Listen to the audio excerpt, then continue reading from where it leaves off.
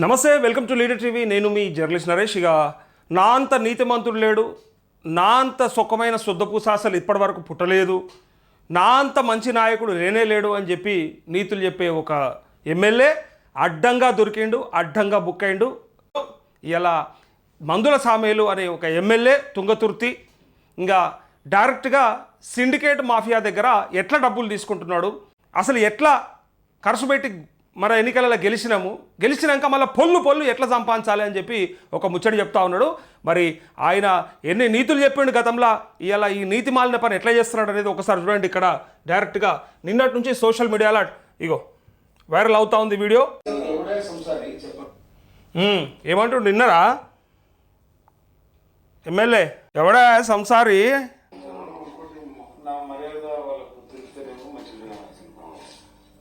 నాతో మర్యాద తీసుకోకపోతే బేమర్యాద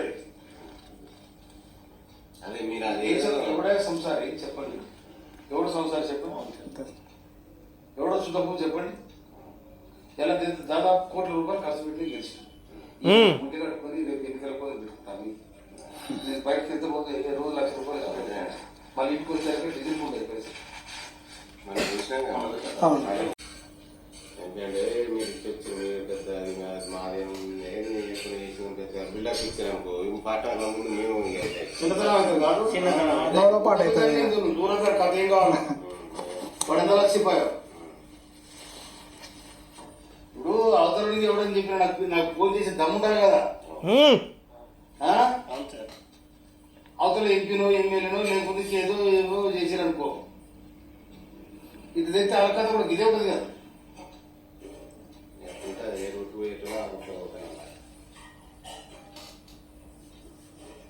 ఇప్పుడు నేను అట్లా పోయినసారి మీరు 15 లీటర్లు చేసిన నేను గట్టిగా చేయవచ్చు, లేకపోతే నాకు కొత్తగా క్రియేట్ చేయాలని చెప్పాను. అంతే సార్,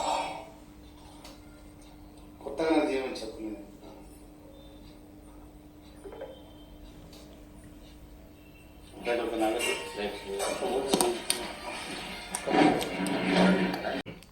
చూసిరు కదా ఈయన భాగవతం, ఎమ్మెల్యే భాగవతము డైరెక్ట్గా సిగ్గు లేకుండా ఏం చెప్తున్నాడంటే, మేము తీసుకుంటాము, ఖర్చులు పెట్టాలంటే మరి తీసుకోవాలి కదా, లేకపోతే ఎట్లయితుంది, ఎట్లా నడుస్తుంది అని చెప్పిండు. అయితే నేనేమంటున్నా, సరే ఓకే నీకు ఇది నువ్వు సమర్థించుకుంటావు కదా, ఇది గతంలో మనమే ఇక్కడ ఇదే వేదికగా నేనే మందుల సామేలకు ఫోన్ చేసి, సార్ మీ నియోజకవర్గంలో జానకీపురం కాడ రైతులు గోసపడుతున్నారు, పంటలు ఎండిపోతున్నాయి, ఒక్క 5 రోజుల పాటు లేదా ఒక 2 తళ్ళు ఇస్తే పంట బయటపడుతుందట, జర్రా వాళ్ళకు ఆసరైతుంది, జర నీళ్ళు సార్ అంటే ఏమన్నాడు ఎరకనా? వినూరి మీకు యాదకు ఉండాలి,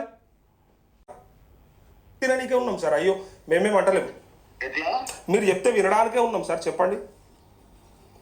నీళ్ళు ఒక సుక్కరావు అదే అక్కడ కోట అయిపోయిందా? ఇంకొక 5 రోజులు ఇస్తే ఒక రైతుగా గిట్లా మాట్లాడితే ఎట్లా సార్? మీరు నీకు మీరైతే రైతే కదా, రైతులైతే నేను ఉన్నదాన్ని నీరు వచ్చిన చెప్తాను.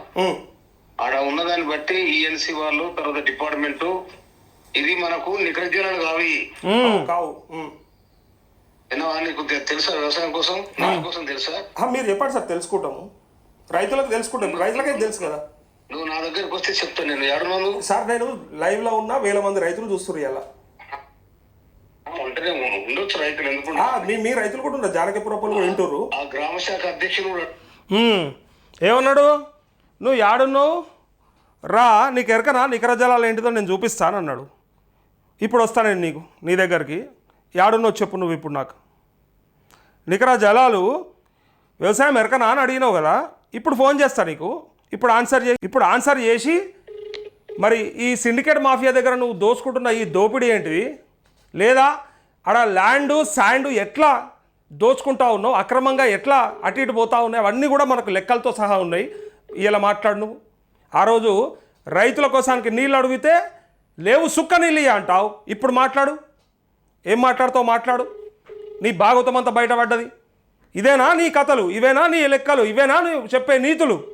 చివరికి ఇప్పుడు ఎత్తవా ఫోన్, ఇప్పుడు ఎత్తాడిగా, ఇప్పుడు ఎత్తాలంటే ఇప్పుడు తెలుస్తుంది కదా, బయటపడ్డది కదా ఇక భాగవతం అంతా. నేను ఆ రోజే చెప్పిన, ప్రజల కోసానికి ఏమైనా ఆలోచించుండ్రి, ప్రజల కోసం రైతుల కోసానికి ఒక్కసారి దృష్టి పెట్టుండ్రి.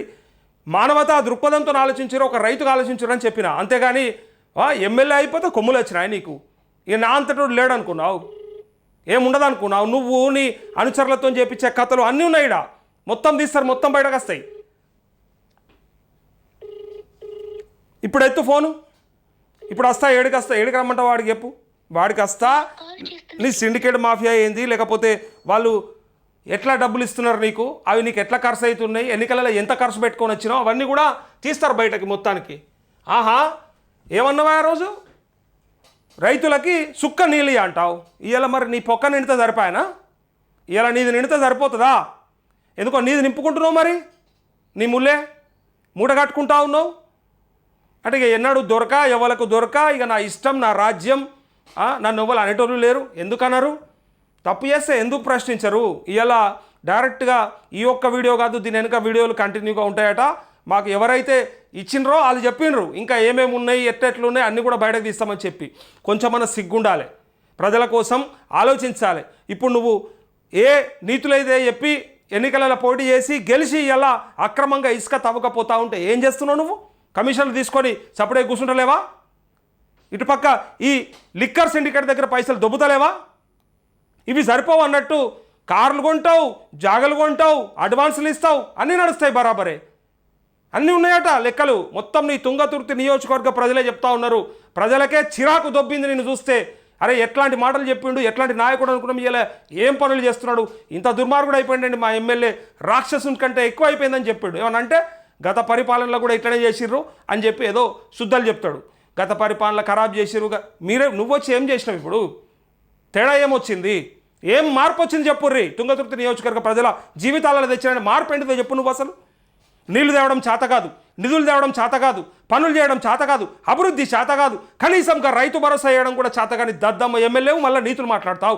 రుణమాఫీ ఎంతమంది చేపించినావా నీ నియోజకవర్గంలో? ఎంతమంది రైతులకు నియోజకవర్గంలో రుణమాఫీ అయిపోయిందో సంపూర్ణంగా చెప్పు. ఆ రిపోర్ట్ తీరి. సగం మంది మనకు ఫోన్లు చేసి ఏడిచిన వాళ్ళు లేరా? మా ఎమ్మెల్యే పట్టించుకుంటలేడన్నా, మా ఎమ్మెల్యే అడుగుతలేడన్నా అని చెప్పి ముఖ్యమంత్రి దగ్గరికి పోతాడు, గడికి పోయి ఏం అడుగుతున్నావు నువ్వు? నీ పనులు చేసుకొని పోతున్నావు. ఒక్కసారి నియోజకవర్గ ప్రజల కోసం అడిగినావా అని ఇలా రైతులు ప్రజలు ప్రశ్నిస్తుంటే తలకాయ ఆడబెట్టుకుంటావో ఒక్కసారి ఆలోచించుకో. మందుల సామేలు